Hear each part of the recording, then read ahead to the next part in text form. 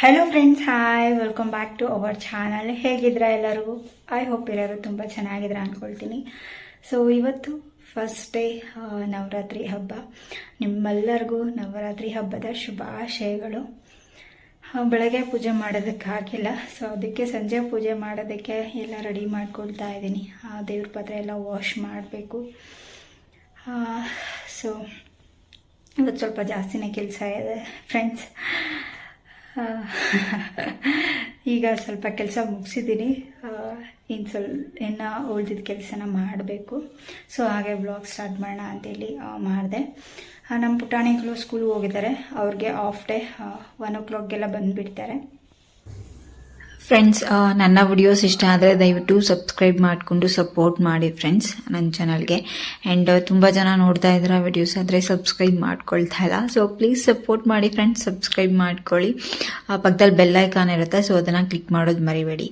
Bell icon click ಮಾಡೋದ್ರಿಂದ ನಾನು video upload ಮಾಡಿದ ತಕ್ಷಣ ನಿಮಗೆ ನೋಟಿಫಿಕೇಶನ್ ಬರುತ್ತೆ. ಓಕೆ, ಸೊ ನೆಕ್ಸ್ಟ್ ನಾನಿಲ್ಲಿ ಬಾಗಿಲನ್ನ ಒರೆಸ್ತಾ ಇದ್ದೀನಿ. ಸೊ ಮನೆಯ ಮುಖ್ಯ ದ್ವಾರ ಅಂತ ಕರಿತೀವಲ್ವ, ಸೊ ಅದನ್ನೆಲ್ಲ ಕ್ಲೀನ್ ಮಾಡ್ಕೊಳ್ತಾ ಇದ್ದೀನಿ, ಮುಂಬಾಗಿಲನ್ನು. ಸೊ ನೀಟಾಗಿ ಒರೆಸ್ಬಿಟ್ಟು ನಂತರ ನಾನು ಅರಿಶಿನ ಕುಂಕುಮ ಎಲ್ಲ ಇಡ್ತೀನಿ. ಮತ್ತು ಬಾಗಿಲ ಮೇಲೆ ಸ್ವಸ್ತಿಕ್ ಕೂಡ ಬರಿತೀನಿ. ಸೊ ಮುಂದೆ ನಿಮ್ಮ ಜೊತೆ ಶೇರ್ ಮಾಡ್ತೀನಿ, ವಿಡಿಯೋ ನೋಡ್ತಾ ಇರಿ, ಓಕೆನಾ? ಸೊ ಫಸ್ಟು ನಾನು ಅರಿಶಿನ ಕುಂಕುಮ ಮತ್ತು ಗಂಧಕ್ಕೆ ಸ್ವಲ್ಪ ಹಾಲಾಕಿ ಮಿಕ್ಸ್ ಮಾಡಿ ಇಟ್ಕೊಂಡಿದ್ದೀನಿ. ಸೊ ಹಾಲಲ್ಲಿ ಮಿಕ್ಸ್ ಮಾಡಿದ್ರೆ ತುಂಬಾ ಒಳ್ಳೆಯದು. ಹಸಿ ಹಾಲು ಹಾಕ್ಬಿಟ್ಟು ಮಿಕ್ಸ್ ಮಾಡಿದ್ದೀನಿ. ಸೊ ಈ ರೀತಿ ಬಾಗಿಲಿಗೆ ಗಂಧ ಇಟ್ಬಿಟ್ಟು ನಂತರ ಅರಿಶಿನ ಕುಂಕುಮ ಇಟ್ಟರೆ ತುಂಬ ಚೆನ್ನಾಗಿರುತ್ತೆ. ಆ್ಯಂಡ್ ನಾವು ಚೆನ್ನಾಗಿ ಇಡ್ಬೋದು.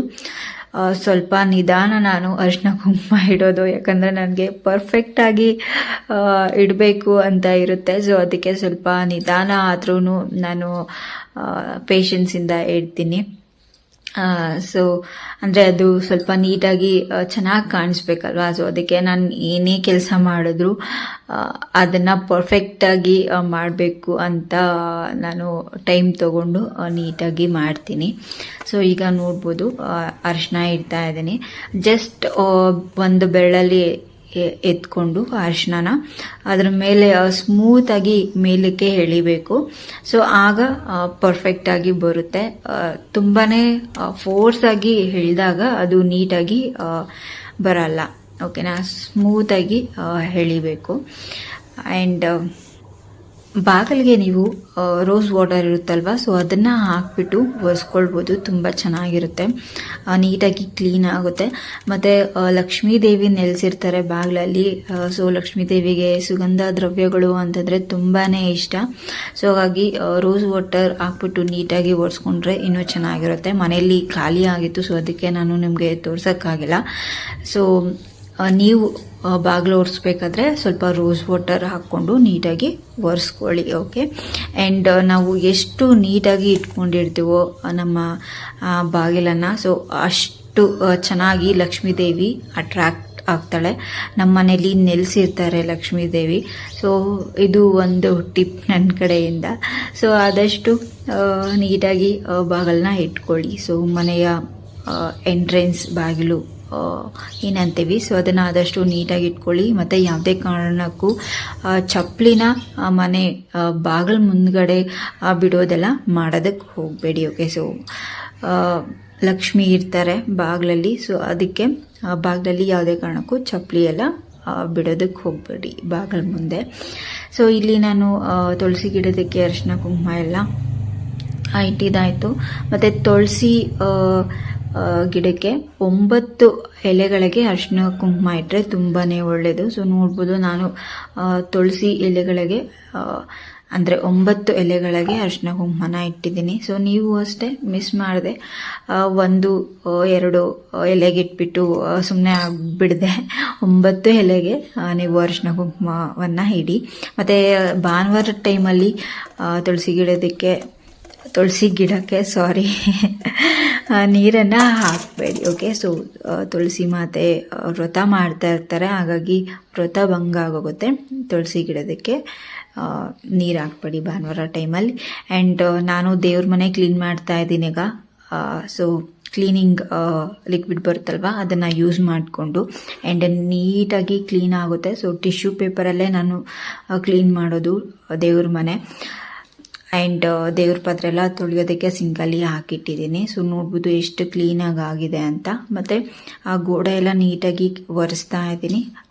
ಟಿಶ್ಯೂ ಪೇಪರಲ್ಲಿ ಒರೆಸ್ಕೊಳ್ಬೋದು ಅಥವಾ ಬಟ್ಟೆಯಲ್ಲೂ ಒರೆಸ್ಕೊಳ್ಬೋದು ಅಥವಾ ಸ್ಪಾಂಜ್ ಇದ್ದರೆ ಸೊ ಅದರಲ್ಲಿ ಕೂಡ ಒರೆಸ್ಕೊಳ್ಬೋದು. ನಾವು ಕರ್ಪೂರ ಅದೆಲ್ಲ ಹಚ್ತೀವಲ್ವ, ಅದು ವೈಟ್ ಟೈಲ್ಸ್ ಮೇಲೆ ಅದು ಹೊಗೆ ಬಂದು ಫುಲ್ಲು ಬ್ಲ್ಯಾಕ್ ಆಗಿಬಿಟ್ಟಿತ್ತು. ಹಬ್ಬ ಇತ್ತಲ್ವ, ಸೊ ಅದಕ್ಕೆ ದೇವ್ರ ಮನೇನ ಡೀಪಾಗಿ ಕ್ಲೀನ್ ಮಾಡ್ತಾ ಇದ್ದೆ ನಾನು. ಸೊ ಟಿಶ್ಯೂ ಪೇಪರ್ನ ಯೂಸ್ ಮಾಡಿಕೊಂಡು ನಾನು ಕ್ಲೀನ್ ಮಾಡ್ತಾ ಇದ್ದೀನಿ. ನೋಡ್ಬೋದು ಫಸ್ಟ್ ಒಂದು ಸಲ ಒರೆಸ್ಬಿಟ್ಟೆ, ನಂತರ ಬೇರೆ ಟಿಶ್ಯೂ ಪೇಪರ್ನ ತೊಗೊಂಡು ಒರೆಸ್ಕೊಳ್ತಾ ಇದ್ದೀನಿ. ನಮ್ಮ ಮನೆ ದೇವರು ಬಂದು ವೆಂಕಟರಮಣ ಸ್ವಾಮಿ, ಸೊ ಅದಕ್ಕೆ ನಾವು ಅದನ್ನು ಹಾಕ್ಸಿದ್ದೀವಿ ದೇವ್ರ ಮನೆ ಎಲ್ಲ ಕ್ಲೀನ್ ಮಾಡಿದ್ದಾಯಿತು ಫ್ರೆಂಡ್ಸ್, ಎಲ್ಲ ಒರೆಸಿದ್ದೆಲ್ಲ ಆಯಿತು. ಸೊ ಈಗ ದೇವ್ರ ಪಾತ್ರೆ ತೊಳೆದ್ಬಿಟ್ಟು ನೀಟಾಗಿ ಜೋಡಿಸ್ಬೇಕು. ಸೊ ಫುಲ್ ಟಯರ್ಡ್ ಆಗಿಬಿಟ್ಟಿದೆ ವಿಡಿಯೋ ರೆಕಾರ್ಡ್ ಮಾಡಿಕೊಂಡು ಕೆಲಸ ಮಾಡೋದು ಅಂತಂದರೆ ಅಷ್ಟೊಂದು ಈಸಿ ಜಾಬ್ ಅಲ್ವೇ ಅಲ್ಲ. ಓಕೆ, ಪಾತ್ರೆ ಎಲ್ಲ ತೊಳೆದ್ಬಿಟ್ಟು ಆಮೇಲೆ ನಿಮ್ಮ ಜೊತೆ ಮಾತಾಡ್ತೀನಿ ನಾನು. ಆ್ಯಂಡ್ ಇಲ್ಲಿ ನಾನು ದೇವ್ರ ಪಾತ್ರೆ ತೊಳಿತಾ ಇದ್ದೀನಿ. ಬ್ರಷ್ನ ಯೂಸ್ ಮಾಡಿಬಿಟ್ಟು ನಾನು ದೇವ್ರ ಪಾತ್ರೆನ ತೊಳಿತಾ ಇದ್ದೀನಿ. ನೋಡ್ಬೋದು ನೀವಿಲ್ಲಿ ಹೊಸದು ಬ್ರಷ್ ದೇವ್ರ ಪಾತ್ರೆ ತೊಳೆಯೋದಕ್ಕೆ ಇಟ್ಟಿದ್ದೀನಿ. ಪೀತಾಂಬರಿ ಪೌಡ್ರ್ ಮತ್ತು ವಿಮ್ ಪೌಡ್ರ್ ಬರುತ್ತಲ್ವ, ಸೊ ಅದು ಎರಡನ್ನೂ ಮಿಕ್ಸ್ ಮಾಡಿಬಿಟ್ಟು ಉಜ್ಜುತ್ತಾ ಇದ್ದೀನಿ. ಸೊ ಒಂದೊಂದು ಸಲ ಏನಾಗುತ್ತೆ ಅಂತಂದರೆ ನಾವು ಉಜ್ಜಿದಾಗ ಅದು ಸ್ವಲ್ಪ ಪೌಡರೆಲ್ಲ ಅದರೊಳಗಡೆ ಇದ್ದೋಗ್ಬಿಡುತ್ತೆ. ಅಂದರೆ ಕೈ ಹತ್ರ ಅದೆಲ್ಲ ಹಾಗೆ ಇದ್ದೋಗ್ಬಿಟ್ಟಿರುತ್ತೆ ಎಷ್ಟು ತುಳಿದ್ರೂ. ಸೊ ಈ ರೀತಿ ಬ್ರಷಲ್ಲಿ ನೀಟಾಗಿ ಪೌಡ್ರ್ ಹಾಕ್ಕೊಂಡು ಉಜ್ಜಿಬಿಟ್ಟು ನಂತರ ತೊಳಿಬೇಕಾದ್ರೂ ಬ್ರಷಲ್ಲಿ ನೀಟಾಗಿ ಉಜ್ಜಿಬಿಟ್ರೆ ಪೌಡ್ರ್ ಏನಾದರೂ ಉಳಿದಿದ್ರೆ ವಿಗ್ರಹದ ಮೇಲೆ ಸೊ ಅದು ಎಲ್ಲ ನೀಟಾಗಿ ಬಂದುಬಿಡುತ್ತೆ. ಓಕೆನಾ. ಸೊ ಅದಕ್ಕೆ ನಾನು ಕೆಲವೊಂದು ಸಲ ಬ್ರಷ್ನ ಯೂಸ್ ಮಾಡಿ ಕೂಡ ನಾನು ದೇವ್ರ ಪಾತ್ರೆನ ತೊಳಿತೀನಿ.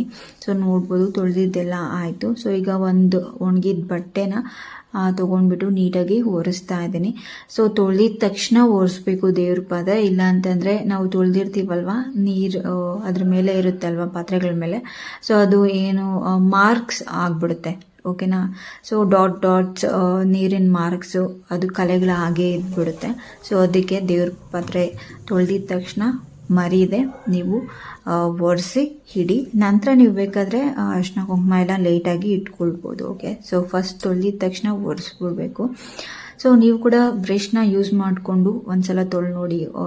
ಒಂದೊಂದ್ಸಲ ಹುಣಸೆಹಣ್ಣೆಲ್ಲ ಹಾಕಿ ನಾವು ದೇವ್ರ ಪಾತ್ರೆ ತೊಳಿತೀವಿ. ಸೊ ಅದು ಹುಣಸೆಹಣ್ಣೆಲ್ಲ ಒಳಗಡೆ ಹೋಗಿ ಸಿಕ್ಕಾಕೊಂಡ್ಬಿಟ್ಟಿರುತ್ತೆ. ಸೊ ಆ ಟೈಮಲ್ಲಿ ಬ್ರಷ್ನ ಯೂಸ್ ಮಾಡಿಬಿಟ್ಟು ಉಜ್ಜಿದಾಗ ನೀಟಾಗಿ ಬಂದ್ಬಿಡುತ್ತೆ ಅದು. ಓಕೆ. ಸೊ ಈ ಯಾವುದೇ ರೀತಿ ಪೌಡ್ರ್ ಎಲ್ಲ ವಿಗ್ರಹಗಳ ಮೇಲೆ ಇರಲ್ಲ, ನೀಟಾಗಿರುತ್ತೆ. ಮತ್ತು ಇಲ್ಲಿ ಅರಿಶಿನ ಕುಂಕುಮದ ಬಟ್ಲಿಗೆ ನಾನು ಬೇರೆ ಅರಿಶಿನ ಕುಂಕುಮ ಎಲ್ಲ ಹಾಕಿಟ್ಟೆ. ಸೊ ತೊಳೆದಿದ್ದೆ ಅಲ್ವಾ, ಸೊ ಅದಕ್ಕೆ ಬೇರೆ ಅರಿಶಿನ ಕುಂಕುಮ ಎಲ್ಲ ಹಾಕಿ ಇಟ್ಟೆ. ಮತ್ತು ಇನ್ನೊಂದೇನು ಗೊತ್ತಾ ಅರಿಶಿನ ಕುಂಕುಮ ಬಗ್ಗೆ, ಸೊ ನಾವು ದೇವ್ರ ಹತ್ರ ಇಡೋದಕ್ಕೆ ಬೇರೆ ಇಡಬೇಕು. ಮತ್ತು ಮನೆಗೆ ಯಾರಾದರೂ ಬಂದಾಗ ನಾವು ಅರಿಶಿನ ಕುಂಕುಮ ಕೊಡ್ತೀವಲ್ವ, ಸೊ ಅದನ್ನು ಸಪ್ರೇಟಾಗಿ ಇಟ್ಟಿರಬೇಕು. ಓಕೆ. ಸೊ ಅದನ್ನು ದೇವ್ರ ಹತ್ರ ಇಡಬಾರ್ದು. ಸೊ ಮನೆಗೆ ಗೆಸ್ಟ್ ಬಂದಾಗ ಅಥವಾ ಹಬ್ಬದ ಟೈಮಲ್ಲಿ ನಾವು ಕುಂಕುಮ ಕರಿತೀವಲ್ವ, ಸೊ ಆಗ ಕೊಡೋದಕ್ಕೆ ಸಪ್ರೇಟಾಗಿ ನಾವು ಭರಣಿಗಳಲ್ಲಿ ಹಾಕಿ ಇಟ್ಕೊಂಡಿರಬೇಕು. ಇನ್ ಕೇಸ್ ಅದೇ ಭರಣಿಗಳಲ್ಲಿ ಕೊಟ್ಬಿಟ್ಟು ಸಹ ನೆಕ್ಸ್ಟ್ ದೇವ್ರ ಹತ್ರ ಇಡಬೇಕಾದ್ರೆ ತೊಳೆದು ಬಿಟ್ಟು ಬೇರೆ ಅರಿಶಿನ ಕುಂಕುಮ ಹಾಕ್ಬಿಟ್ಟು ಇಡ್ಬೋದು. ಓಕೆ. ಮತ್ತು ಬಾಗಿಲಲ್ಲಿ ಸ್ವಸ್ತಿಕ್ ಬರ್ತಿದ್ದೆ ನೋಡ್ಬೋದು ನೀವು. ಸೊ ನಮ್ಮ ಹಿಂದೂ ಸಂಪ್ರದಾಯದಂತೆ ತುಂಬಾ ಒಳ್ಳೆಯದು. ಎಂಟ್ರೆನ್ಸ್ ಅಲ್ಲಿ ನಾವು ಬಾಗಿಲ ಮೇಲೆ ಸ್ವಸ್ತಿಕ್ ಚಿಹ್ನೆ ಬರೆದ್ರೆ ಸಮೃದ್ಧಿ, ಆರೋಗ್ಯ, ಐಶ್ವರ್ಯ ಎಲ್ಲ ತಂದು ಕೊಡುತ್ತೆ ಮನೆಗೆ. ನೆಗೆಟಿವಿಟಿನ ದೂರ ಮಾಡಿ ಒಂದು ಪಾಸಿಟಿವಿಟಿ ಅನ್ನೋದು ಮನೆಯಲ್ಲಿ ನೆಲೆಸುತ್ತೆ. ಹಾಗಾಗಿ ಸ್ವಸ್ತಿಕ್ ಚಿಹ್ನೆ ಮೇನ್ ಎಂಟ್ರೆನ್ಸ್ ಬಾಗಿಲಲ್ಲಿ ಬರೆಯೋದು ತುಂಬಾ ಮುಖ್ಯ. ಮತ್ತು ಗಣೇಶನ ಆಶೀರ್ವಾದನೂ ಸಿಗುತ್ತಂತೆ. ಸೊ ಅದಕ್ಕೆ ನಾನು ಬರುತ್ತೆ. ಸೊ ಅದಕ್ಕೆ ನಿಮ್ಮ ಜೊತೆನೂ ಶೇರ್ ಮಾಡ್ತಾ ಇದ್ದೀನಿ. ಸೊ ಯಾವುದೇ ಹಬ್ಬ ಮಾಡಬೇಕಾದ್ರೆ ಅಥವಾ ಫ್ರೈಡೇ ಆಗಿರ್ಬೋದು ಅಥವಾ ಮಂಡೇ ಆಗಿರ್ಬೋದು ಸ್ವಸ್ತಿಕ್ ಚಿಹ್ನೆನ ನೀವು ಬಾಗಿಲ ಮೇಲೆ ಬರೆದ್ಬಿಟ್ಟು ಪೂಜೆ ಮಾಡಿ ತುಂಬಾ ಒಳ್ಳೆಯದು. ಓಕೆನಾ? ಆ್ಯಂಡ್ ನೋಡಿದ್ರಲ್ಲ, ನಾನು ರೆಡಿ ಆಗಿದ್ದೀನಿ ಆ್ಯಂಡ್ ಪೂಜೆಗೆ ಎಲ್ಲ ತಯಾರಿ ಮಾಡ್ಕೊಂಡಿದ್ದೆ. ದೀಪ ಎಲ್ಲ ಪ್ಲೇಟಲ್ಲಿ ಇಟ್ಬಿಟ್ಟು ಎಲ್ಲ ಹಾಕಿ ರೆಡಿ ಮಾಡ್ಕೊಂಡಿದ್ದೆ ಬಾಗಿಲಲ್ಲಿ ಹಚ್ಚೋದಕ್ಕೆ. ಮತ್ತು ಅರಿಶಿನ ಕುಂಕುಮ ಗಂಧ ಎಲ್ಲ ಒಂದೇ ಭರಣಿಯಲ್ಲಿ ಹಾಕಿಟ್ಕೊಂಡಿದ್ದೆ. ಅದನ್ನು ನಾನು ಡಿಮಾರ್ಟಲ್ಲಿ ತೊಗೊಂಡು ಬಂದಿದ್ದು, ತುಂಬಾ ಚೆನ್ನಾಗಿದೆ. ಆ ಥರದ್ದು ಒಂದು ಭರಣಿ ತೊಗೊಂಡು ಬಂದು ಇಟ್ಕೊಳ್ಳಿ. ಎಲ್ಲ ಒಂದರಲ್ಲಿ ಇಟ್ಕೊಂಡ್ರೆ ಪೂಜೆ ಮಾಡೋ ಟೈಮಲ್ಲಿ ತುಂಬ ಯೂಸ್ಫುಲ್ ಆಗುತ್ತೆ. ಅದಕ್ಕೆ ನಾನು ನಿಮ್ಮ ಜೊತೆ ಶೇರ್ ಮಾಡಿದೆ ಇವತ್ತಿನ ವಿಡಿಯೋದಲ್ಲಿ. ತೋರಿಸಿದ್ನಲ್ಲ ಅದು ಭರಣಿ. ಅದನ್ನು ನೀವು ತೊಗೊಂಡು ಬಂದು ಇಟ್ಕೊಳ್ಳಿ. ಆನ್ಲೈನಲ್ಲಿ ಸಿಗುತ್ತೆ, ಎಲ್ಲ ಕಡೆ ಸಿಗುತ್ತೆ. ಆ್ಯಂಡ್ ಬಾಗಿಲಲ್ಲಿ ಸೇಮ್ ಗಂಧ ಇಟ್ಬಿಟ್ಟು ಅರಿಶಿನ ಕುಂಕುಮ ಇಟ್ಬಿಟ್ಟು 9 ದಿನ ಒಂದೊಂದು ಚುಕ್ಕೆನ ಇಟ್ಬಿಟ್ಟು ಪೂಜೆ ಮಾಡೋದು ಬಾಗಿಲಿಗೆ. ನೈವೇದ್ಯ ಎಲ್ಲ ಇಟ್ಬಿಟ್ಟು ಮಾಮೂಲಿ ನಾವು ಹೇಗೆ ಪೂಜೆ ಮಾಡ್ತೀವೋ ಡೈಲಿ, ಅಂದರೆ ನೈವೇದ್ಯ ಇಡಬೇಕು ಬಾಗಿಲ ಹತ್ರ. ಇಲ್ಲ ಅಂತಂದರೆ ಬಾಳೆ ಹಣ್ಣು ಎಲ್ಲ ಅಟ್ಟಿಗೆ ಇಟ್ಬಿಟ್ಟು ಪೂಜೆ ಮಾಡ್ಬೋದು. ಆ್ಯಂಡ್ ಇಲ್ಲಿ ಅಕ್ಕ ಪೂಜೆ ಮಾಡ್ತಾ ಇದ್ದಾರೆ. ನಮ್ಮ ಪುಟಾಣಿಗಳು ಸಂಜೆ ಅಲ್ವಾ, ಅದಕ್ಕೆ ಎಲ್ಲರೂ ರೆಡಿ ಆಗಿಬಿಟ್ಟು ಅವರು ಕೂಡ ಪೂಜೆ ಮಾಡ್ತಾ ಇದ್ದಾರೆ. ಪೂಜೆ ಎಲ್ಲ ಆದಮೇಲೆ ತುಪ್ಪದ ಆರತಿ ಮಾಡ್ತಾ ಇದ್ದೀನಿ. ಅಕ್ಕ ದೇವ್ರ ಮನೆಯಲ್ಲಿ ಫುಲ್ಲು ಲೈಟ್ಸ್ ಎಲ್ಲ ಹಾಕಿ ತುಂಬಾ ಚೆನ್ನಾಗಿ ದೇವ್ರ ಮನೆ ಅಲಂಕಾರ ಮಾಡಿದರು. ಅಕ್ಕನಿಗೆ ತುಂಬಾ ಪೇಷನ್ಸ್ ಜಾಸ್ತಿ, ನನಗೆ ಅಷ್ಟೊಂದಿಲ್ಲ. ನಾನು ತುಂಬ ಸಿಂಪಲ್ಲಾಗಿ ಹೂವನ ಯೂಸ್ ಮಾಡಿಕೊಂಡು ಅಲ್ಲೇ ಸ್ವಲ್ಪ ಡೆಕೋರೇಷನ್ ಮಾಡಿದ್ದೆ ಅಷ್ಟೇ ಹೊಸ ಮನೇಲಿ. ಅಕ್ಕ ಅಲ್ಲಿ ದೇವ್ರ ಮನೆ ಸ್ವಲ್ಪ ದೊಡ್ಡದಾಗಿದೆ ಅಲ್ವಾ, ಮಂಟಪ ಎಲ್ಲ ಇದೆ. ಅದಕ್ಕೆ ತುಂಬ ಚೆನ್ನಾಗಿ ಕಾಣಿಸ್ತಾ ಇತ್ತು. ನೋಡ್ಬೋದು ಇಲ್ಲಿ ತುಂಬ ಚೆನ್ನಾಗಿ ಅಲಂಕಾರ ಮಾಡಿದ್ದಾರೆ ದೇವ್ರಿಗೆ. ಲೈಟ್ಸ್ ಎಲ್ಲ ಹಾಕಿರೋದಕ್ಕೆ ತುಂಬ ಚೆನ್ನಾಗಿ ಕಾಣಿಸ್ತಾ ಇತ್ತು. ಓಕೆ ಫ್ರೆಂಡ್ಸ್, ಇವತ್ತಿನ ವಿಡಿಯೋ ನಾನು ಇಲ್ಲಿಗೆ ಎಂಡ್ ಮಾಡ್ತೀನಿ. ಐ ಹೋಪ್ ನಿಮಗೆ ಇಷ್ಟ ಆಗಿದೆ ಅಂದ್ಕೊಳ್ತೀನಿ. ಬಾಯ್, ಟೇಕ್ ಕೇರ್.